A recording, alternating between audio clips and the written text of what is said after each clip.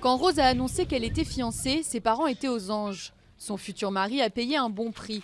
En Ouganda, la tradition veut qu'en échange de la main de sa promise, le fiancé paye une dot. Pour Rose, c'était 4 vaches, 4 chèvres et l'équivalent de 75 $. Une fois la dot payée, le fiancé peut ramener sa future épouse dans son village. 6 mois après son mariage, le mari de Rose a commencé à la battre, tellement violemment qu'elle est aujourd'hui malentendante. Suite à ces violences conjugales, Rose a décidé de s'enfuir et de retourner vivre dans sa famille. Ses parents ont dû rembourser la dot pour pouvoir la libérer.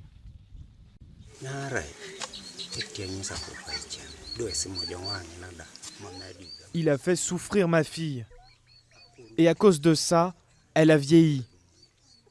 Elle l'a aidée dans sa ferme. Et elle n'a rien gagné pour cela.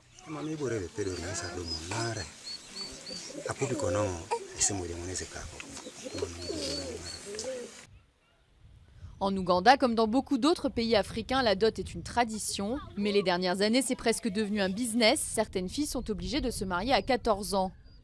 The Mifumi Project, cette association qui défend les droits des femmes, a appelé en 2001 à une réforme de ce système. Elle demande à la Cour suprême de rendre la dot optionnelle. On vous apprend à respecter vos parents quoi qu'il arrive.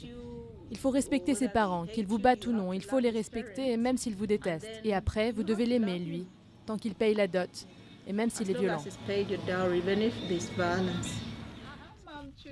Jeannette Akiding a elle aussi connu un mari violent et elle s'inquiète énormément pour ses filles.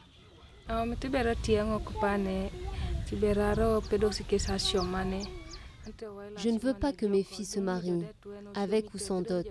Je veux qu'elles fassent des études. Grâce à l'éducation, elles pourront être fortes.